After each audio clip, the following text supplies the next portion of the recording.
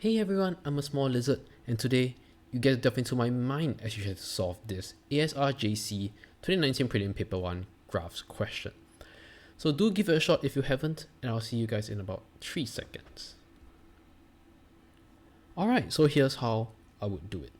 Graphs questions, basically I look at it as a way to adapt and really apply the logic and some very easy to actually apply concepts. Alright, so we start off with the first graph, the y equals to f mod x graph. So it's likewise when you start drawing graphs, settle the x's first, y, x.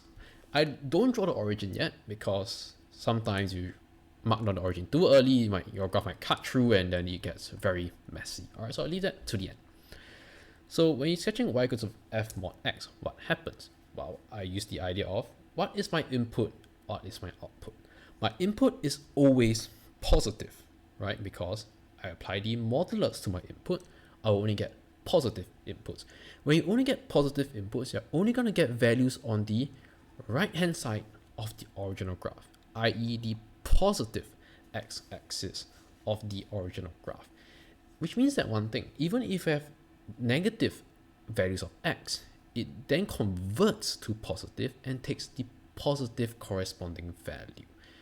As a result, your negative portion would be erased, and then you'll just copy and reflect the positive x portion. So this graph is quite simple, hence the 2 marks given.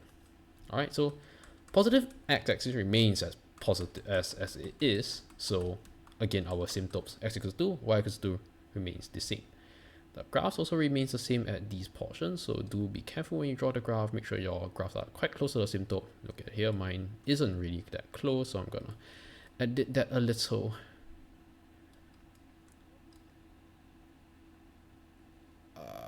Alright. Then, same thing here, get very close, and then maximum point at 4, 5. Okay, so here I have 4, 5. Alright, that's a maximum point. Yeah, it's a turning point. Okay, fantastic. Now, what happens in the negative xi is basically the reflection, so I'll draw the same thing. When you reflect the asymptote about the y-axis, you get the negative 1, so x equals to minus 2. From here, just draw the same thing again.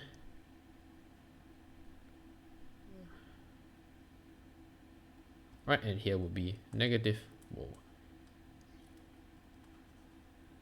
here would be negative 4, 5. Alright, so that is the y equals to f mod x graph. Lastly, don't forget to label your origin and then label your graph, y equals to f mod x. Alright, so very simple, the first part. Now the next part, which I'm going to spend slightly more time on explaining the logic behind the first derivative graph. Alright, so how I think of the first derivative graph? Very simple, some guidelines is, where does it start from? How does it end? And how does it change?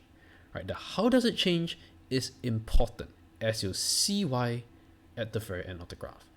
When it comes to graph, regardless of what graph you're sketching, it's good to always break the graph into different segments or different portions. In this graph, I'll split it to 3 different portions. Since the derivative graph, first of all, this is one portion, right, where it starts and ends at the asymptote. Next portion, the right side of the x equals to asymptote to the specifically only for the derivative graph, the turning point. Because at this turning point, gradient is 0. Then, so this will be my second portion.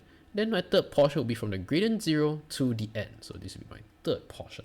Let's sketch portion 1. So how does a gradient start from? Your gradient started from 0, right? Because at this portion of the graph, your values are very close to each other, very near to 2. Right? It's approaching 2, so the difference is barely anything. So it is quite close to 0. As such, we start off with an asymptote at y equals to 0. Thereafter, how does it change?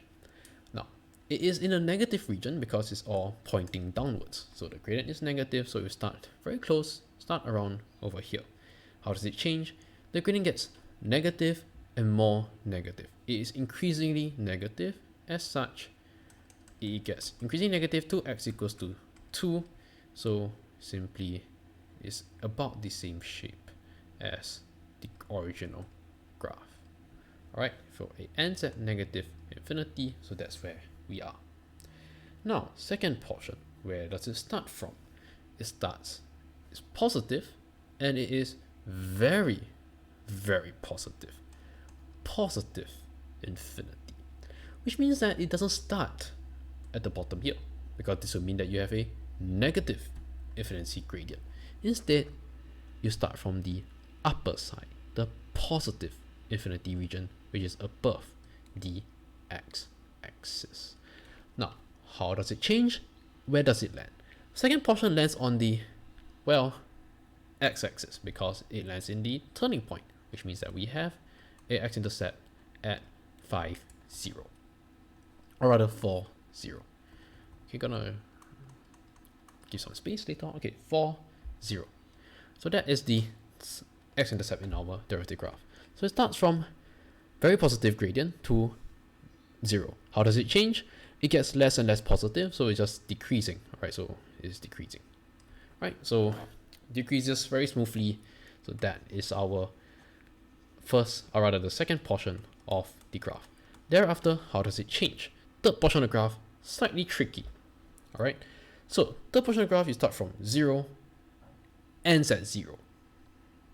Because it, rather not really ends at 0, but it gets close to 0 because the value is now 10 towards y equals to 2. However, how does it change? This part, you need to be careful. Start from 0, it becomes negative.